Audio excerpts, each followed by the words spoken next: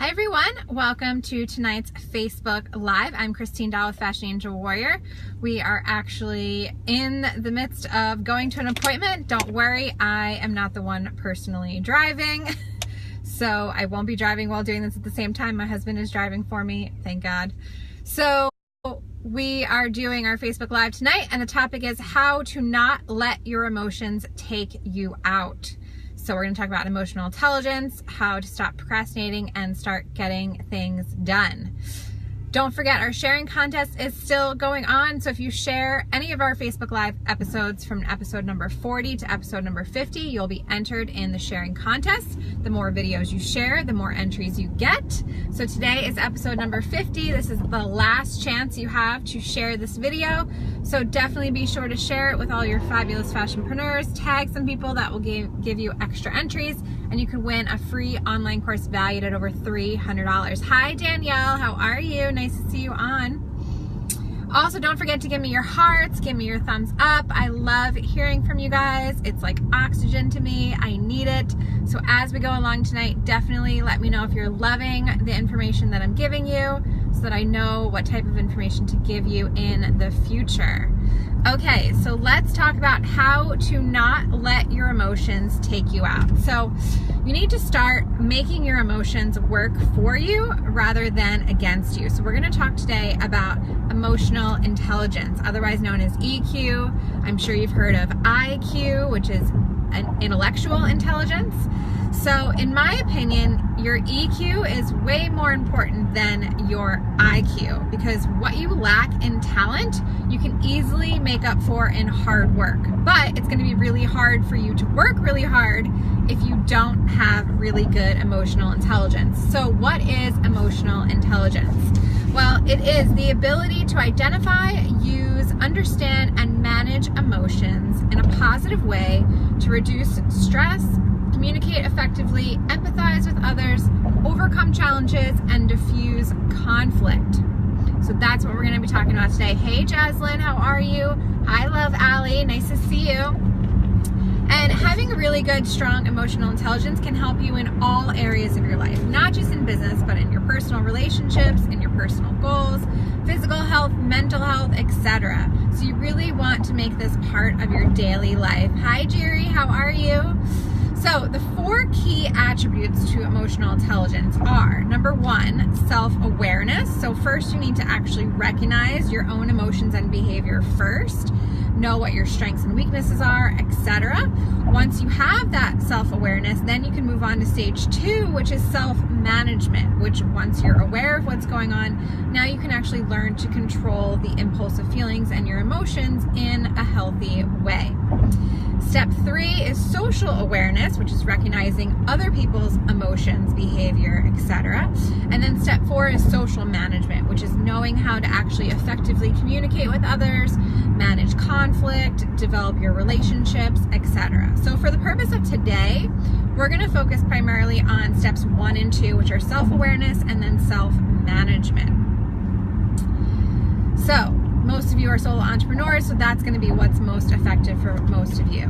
So how do you increase your emotional intelligence? Now that you know that you can't let your emotions get the best of you, you can't let your emotions take you out of the game, how do you actually control these crazy emotions that we all have, especially because most of us are women, we are emotional creatures, God designed us this way, so we need to learn how to manage and control these emotions, right? So here are 17 tips on how to increase your emotional intelligence so that your emotions don't take you out of the game. So number 1 is to have an accountability partner. This is very simple. You want to be able to have someone that you can count on, that you can trust, that you can tell them exactly what you're planning to do so that they can actually hold you accountable.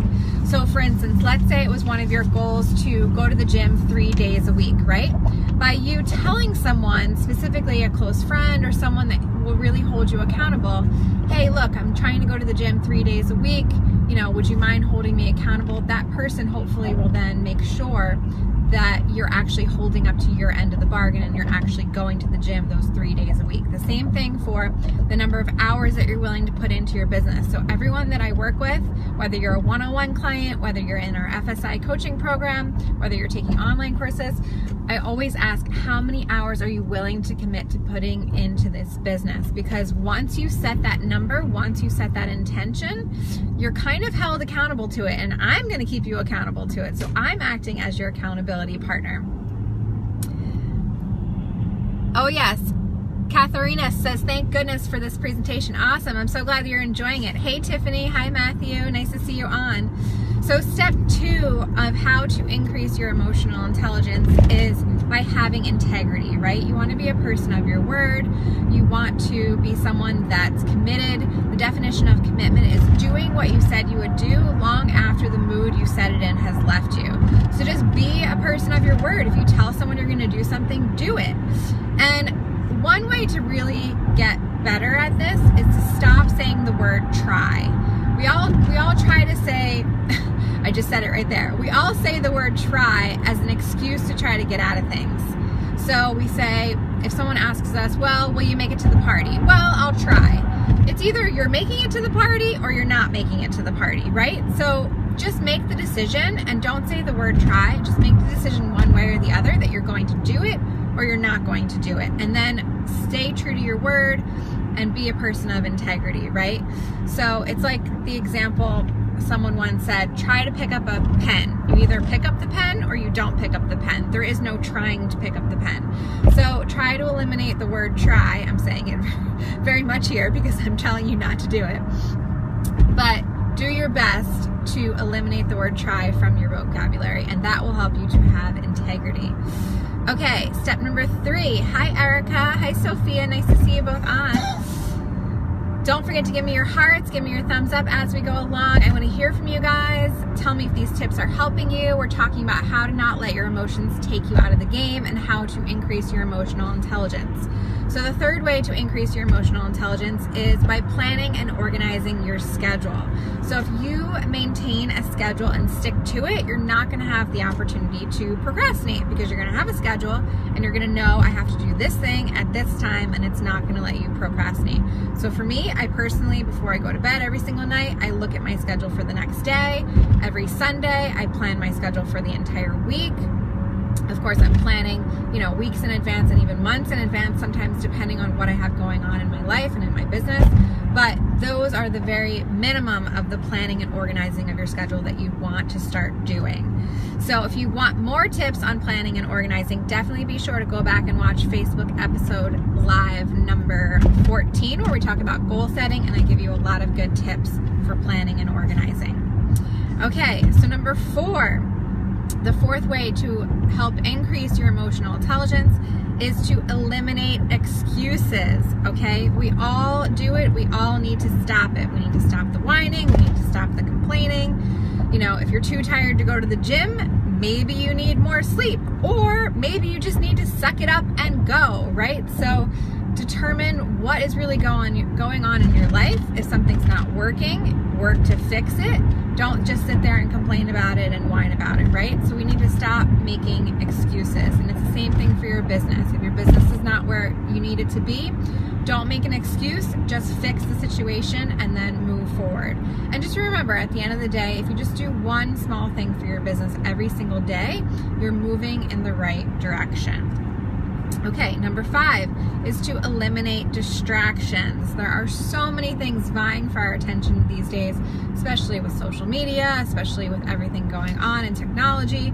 So you need to start eliminating any kind of distractions. For me, I personally didn't even own a TV for probably 10 years of my life because I knew TV would be a distraction for me, that it wasn't going to help me achieve the goals that I wanted to achieve, and so I just didn't own a TV. I didn't watch TV. I didn't own a TV. That was what I had to do in order to stay focused, right? If you're trying to lose weight, obviously don't have junk food in the house. Don't have potato chips, don't have chocolate chip cookies.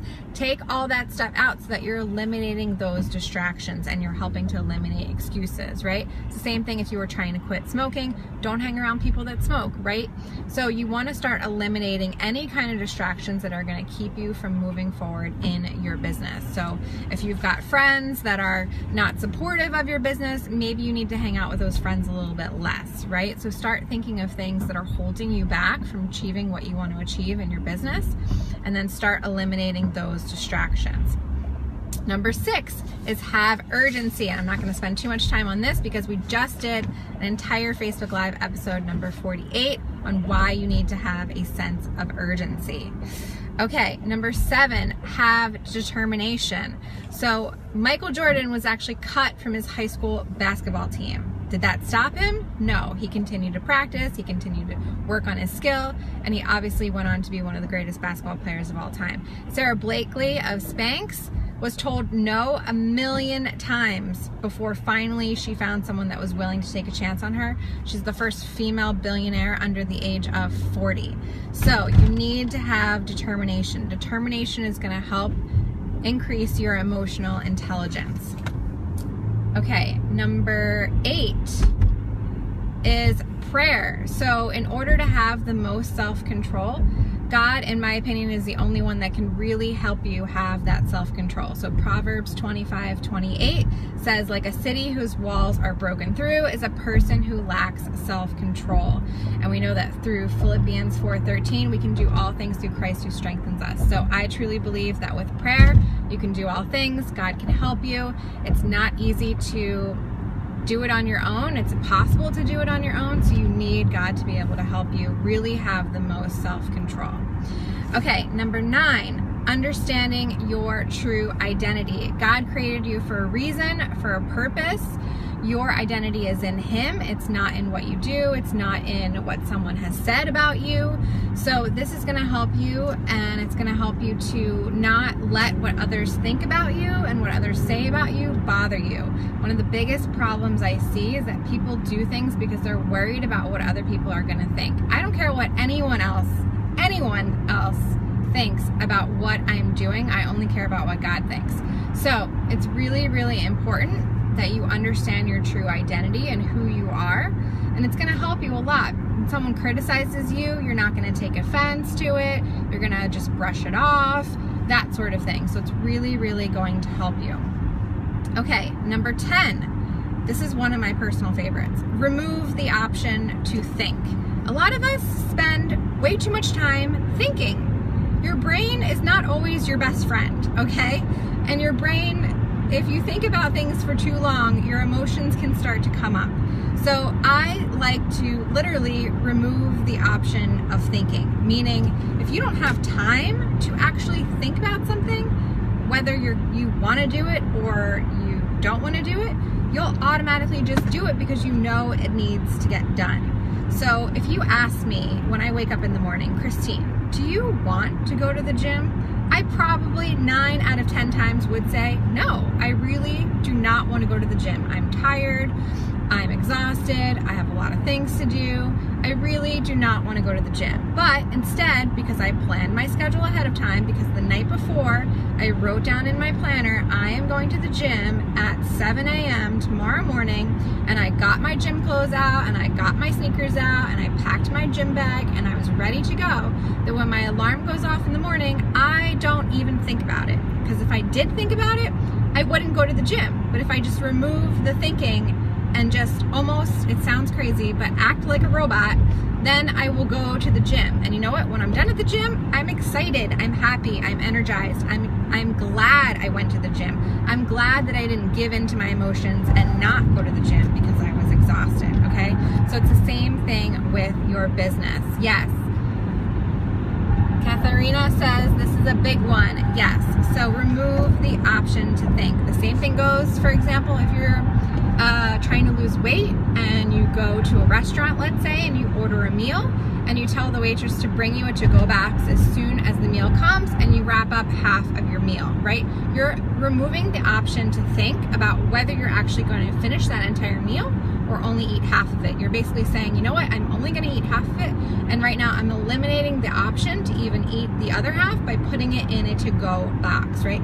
So you're not only eliminating your option to think about whether you're still hungry after you've eaten half of it, but you're actually helping to remove the distraction of eating the rest of that dish because you've already packed it away, right? So you're kind of doing two of those things at the same time. So don't think about it, just do it.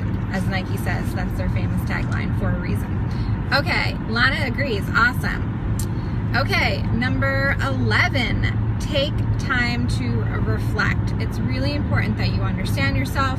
We talked about self-awareness in the beginning. That's the first step to having emotional intelligence. So really take the time to reflect, learn about who you are, whether you do that by writing in your journal. I like to write in a journal. It's very beneficial for me, and it's very therapeutic for me. Whether that means taking personality quizzes and personality assessments and behavioral assessment tests that you can, learn more about who you are and who God designed you to be. Whether that means meeting with a therapist to just get an expert opinion and help someone who's on the outside tell you a little bit more about yourself. Whether it's asking your friends to say, hey, if you had to describe me in 3 words, how would you describe me? And see what all of your friends and your close relatives say about you. So start to learn more about yourself. Start to have self-awareness. Jerry, I don't know why you can't share the video. Perhaps when the video's over, you can share it. I'll have to look into that issue for you. Sorry about that. So understand also what motivates you, what are your emotional triggers, what's going to set off some crazy emotion, and then you can learn on how to start controlling those things, right? So start increasing your self-awareness. Take time to reflect. Okay, number 12, learn to pause. My grandmother always said, make sure you think before you speak, and that goes the same for thinking before you act. So we all have a choice at the end of the day to choose whether we are going to overreact to a situation or to stay calm in a situation. If someone cuts you off while you're driving, for example, you can flip out and have all this road rage, or you can just simply be calm and not let it bother you, right? So we all have that choice. And I want to tell you a story about a client of mine who completely overreacted and completely flipped out over nothing, because at the end of the day, it wasn't even that big of a deal. So I had a client that wanted to do a couple of styles, and she asked me for an estimate quote of how much it was going to take money-wise for her to complete this mini little collection. And I sat down with her and I said, okay, rough estimate. This is what pattern maker is going to charge you. This is what sample making is going to be. This is what grading is going to be. We went through the breakdown of everything, and I gave her a total number. And I said, this is just an estimate. Keep in mind, it can be higher or it can be lower depending on your design, depending on how complex it is, because at this point she hadn't really shown me specific designs, just general ideas. And then we went to a pattern maker that I trust and that I work with. And unfortunately, that pattern maker was giving us, in my opinion, a very ridiculous quote. Now, for whatever reason, it could have been that that pattern maker didn't even want to take the job, and so they were going to charge more. The situation was a little different in what she was trying to accomplish, so I knew it was going to cost a little bit more at the end of the day. But that pattern maker in particular happened to give us a ridiculous quote. So outlandish that she started flipping out immediately, especially on me, that I gave her this outlandish price and yada yada yada, and this pattern maker is quoting us double what I quoted her. Meanwhile, we only went to one pattern maker. She was flipping out for no reason. The second pattern maker that we went to was able to fit everything within her budget and actually came in less than I actually had quoted her. So if she just had paused a little bit to think that, to have the option to think that, okay, maybe there's another pattern maker that we can go to. This is not the only pattern maker in New York City. There are a million of them, right? If she'd had that mindset that there's other options, there's other ways, that this is not the final answer, she would not have flipped out to begin with. So I just like to say, learn to pause, learn to take a breather, think about the situation, and have an open mind, and have, the mindset that there's other possibilities, there's other things that you can do, right? Which leads me to number 13, which is to have a positive attitude, okay? I always try to look at the glasses half full, not half empty. I always think that there is another way. I always try to think outside of the box. If there's a problem, there's always going to be some kind of solution. So instead of getting defensive if someone criticizes you, ask yourself what you can learn from this, right? That's one way to stay positive. And I always say everything's always better with a smile. So put a smile on your face, try to have a positive attitude, and that's definitely going to help you increase your emotional intelligence. Okay, number 14 is a big one. Eliminate fear. If you can eliminate fear, that's definitely going to help you start to control your emotions, because a lot of our emotions are fear-based. So as most of you know, I'm getting ready to give birth to my beautiful little baby, and I'm planning to have a natural delivery as much as possible.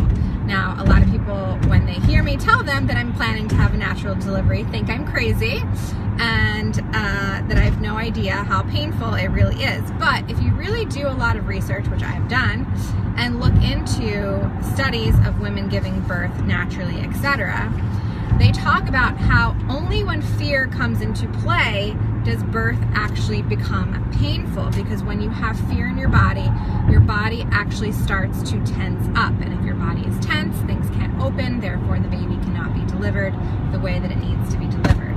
And I actually also found out that we are the only species, if you think about it, that doubts our capacity to give birth. Every other species, horses, pandas, dogs, they don't have fear about giving birth. It's something that God created them to do. Their bodies just do it. They don't have to go to some crazy animal hospital to give birth. They give birth out in the wild all day, every day, and there's no issues, and they don't need pain control management because there is no pain. And horses, in fact, actually can give birth in less than 20 minutes, which is crazy. So there's lots of history of women giving birth in cars. There's a story of a woman who gave birth in a bathroom stall at her prom, and no one even knew she was giving birth. I mean, obviously she was probably not in pain, otherwise everyone would have known something was going on in the bathroom, okay? So there's plenty of examples when women have given birth very swiftly, very quickly, and without pain. And a lot of that is by eliminating your fear. So if you eliminate fear, you're going to be able to control your emotions so much greater. And if you want tips on how to eliminate your fear, go back and watch Facebook Live episode number 9, where we talk about the 5 tips to overcoming your fear. Hey Daniela, how are you? Nice to see you on. Okay, we're up to number 15. Are you guys loving this information? Is this helping you? Give me your hearts, give me your thumbs up, say yes. You want to hear more? I want to hear from you guys. There's a lot of you on tonight. Yes, Daniela says yes. Hi. Okay, awesome.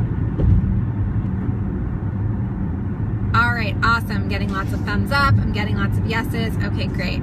So my 15th tip on how to help eliminate or increase, I should say, your emotional intelligence is, believe it or not, exercise. I am a big fan of exercising because it definitely helps to get your adrenaline up and get those endorphins up, which is definitely going to help your emotional state overall.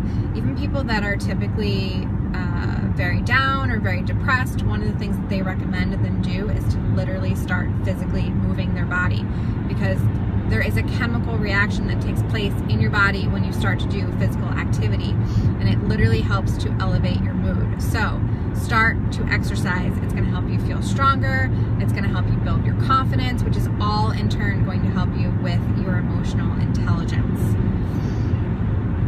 Awesome. Okay. Number 16, get outside your comfort zone. So the more that you do it, the more you're going to be comfortable with being uncomfortable. I know it sounds weird. How can you be comfortable with being uncomfortable? But it's like anything in life. The more you do it, the more comfortable you're going to be with it. And in order to succeed in your business, definitely, I always recommend getting outside of your comfort zone. You're going to have to, whether it's you're pitching buyers and you're nervous about it, you're scared about it, or you're doing a YouTube video for the first time, right? So you might be a little nervous. It's your first time doing it. I mean, when I first did my first Facebook Live, I was terrified. Now this is my 50th episode I'm doing Facebook Live, so I'm obviously a lot more comfortable doing it, but this is still something that's outside my comfort zone. I am not a naturally comfortable with speaking in public or doing anything like that, yet I get up on stage, I speak in front of hundreds of people all the time, I speak on webinars in front of hundreds of people, right? So I'm constantly out there doing the things that I don't necessarily feel comfortable and getting outside of my comfort zone, and that's going to help you have a higher emotional intelligence, because your emotions are going to try to tell you, oh no, you don't like to do public speaking, don't take that engagement, or don't go on Facebook Live, or don't do your YouTube video, right? But you want to control that and get past that and do what you need to do. Okay, and the last but not least, number 17, is to practice. So like anything in life, it takes practice to learn how to have a high emotional intelligence. It's like any skill, practice and time is what it takes. So just keep practicing over and over again and you will become better. It's important at the end of the day that we remain proactive instead of reactive. You don't always want to be on the reactive. You don't always want to be on the defense. You want to be on the offense. You want to be anticipating what's coming up in your business and what you need to do so that you can better be prepared and better control things going forward, so you're less stressed, more motivated, more energized, and you get more things done. So I'll leave you with one of my favorite quotes: quitting is a permanent solution to a temporary problem. So at the end of the day, just don't quit. So that's it, guys. That's 17 tips on how to not let your emotions take you out of the game. So a couple of announcements. We have our New York City fashion tour coming up Thursday, July 19th. The early bird, I think, is maybe already sold out or it's about to sell out. So definitely head over to fashiontour15.eventbrite.com to sign up for that. There's a link in the bio. Also, all of the textile shows are coming up here in New York City. We've got the DG Expo, July 17th to the 18th, Tex World from the 23rd to the 25th. There's also City Source happening, which is a manufacturing show, on July 12th. And I think that's it. Oh, and Premier Vision. I forget the dates for that. But anyway, definitely make sure if you're in the New York City area, you're attending those events. I'll be attending most of them and speaking at 2 of them, so I hope to see you there. Also, don't forget to share this video to enter our contest. And next week's Facebook Live will be all about how to prepare to walk a fabric trade show. So I'm going to take you through exactly what you need in order to properly prepare for all these trade shows. So that's it, guys. Love you. Hope you enjoyed tonight. Don't forget to share this video, and I'll see you next week. Bye.